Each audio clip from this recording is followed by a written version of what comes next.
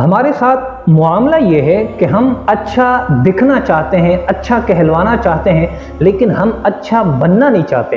امام اعظم ابو حنیفہ رضی اللہ تعالی عنہ ایک مرتبہ کسی گلی سے گزر رہے تھے۔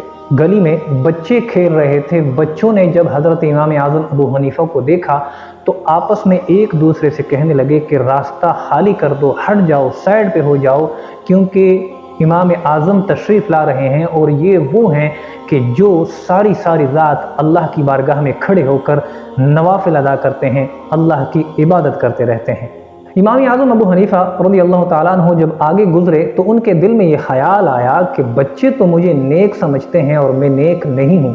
بچے سمجھتے ہیں کہ واقعی میں ساری رات عبادت کرتا ہوں، لیکن میں ساری رات عبادت نہیں کرتا۔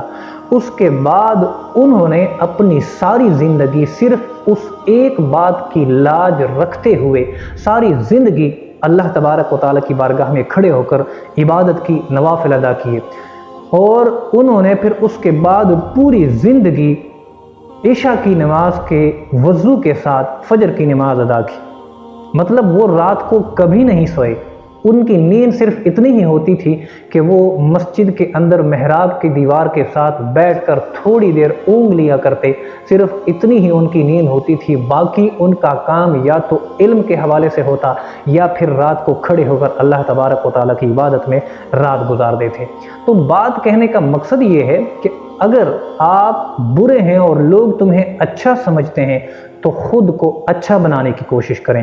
شیخ سعدی رحمۃ اللہ تعالیٰ علیہ فرماتے ہیں کہ اگر تمہیں لوگ اچھا سمجھتے ہیں اور تم برے ہو تو یہ تمہارے لیے بری بات ہے، تمہارے لیے بہت زیادہ بری بات ہے، لیکن اگر تم اچھے ہو اور لوگ تمہیں برا سمجھتے ہیں تو یہ تمہارے لیے اچھا ہے۔ اور پھر اگر تمہیں لوگ اچھا سمجھتے ہوں اور تم برے ہو تو خود کو اچھا بنانے کی کوشش کرو، اپنے کردار کو بہتر بناؤ، لوگوں کے ساتھ اپنا برتاؤ اچھا کرو۔ یہ تمہارے لیے اور تمہارے رب کی رضا کے لیے بہت زیادہ بہتر ہے۔ اللہ تبارک و تعالیٰ ان باتوں سے راضی ہوتا ہے۔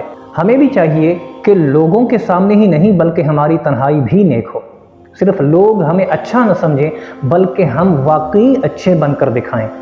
اللہ تبارک و تعالیٰ ہمارے دلوں پر نظر فرماتا ہے، ہمارے دل کے اندر جو ہمارا ارادہ ہے یا جو نیت ہے اس پر نظر فرماتا ہے۔ اگر ہمارے دل میں اچھائی اور نیکی موجود ہوگی تو اللہ تبارک و تعالیٰ ہمارے ہر عمل کو ضرور قبول فرمائے گا۔ ہمارے ساتھ معاملہ یہ ہے کہ ہم اچھا دکھنا چاہتے ہیں، اچھا کہلوانا چاہتے ہیں، لیکن ہم اچھا بننا نہیں چاہتے۔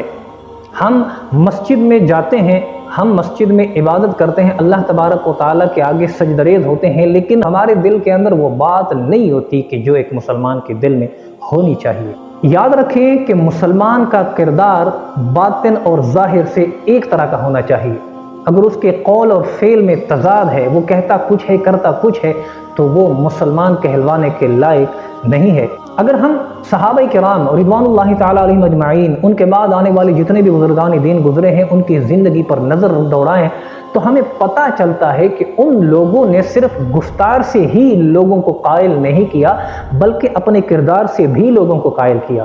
انہوں نے جو کہا وہ کر کے دکھایا، چاہے کتنا ہی مشکل کیوں نہ ہو۔ ان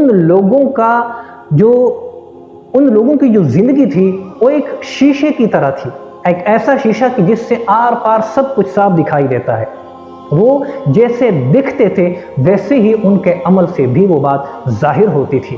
اس لیے ہمیں بلکہ ہر مسلمان کو چاہیے کہ اپنے کردار کو ایک شیشے کی طرح بنائیں کہ جیسے ہی اس طرف نظر آتا ہے اس طرف بھی ویسا ہی صاف ستھرا اور شفاف ماحول نظر آئے۔ تو اللہ تبارک و تعالیٰ سے دعا ہے کہ اللہ تبارک و تعالیٰ ہمارے کردار، گفتار اور ہمارے اخلاق کو اچھا اور بہتر بنائے۔ اللہ تبارک و تعالیٰ ہمیں ایک اچھا اور نیک مسلمان، نیک انسان بننے کی توفیق عطا فرمائے۔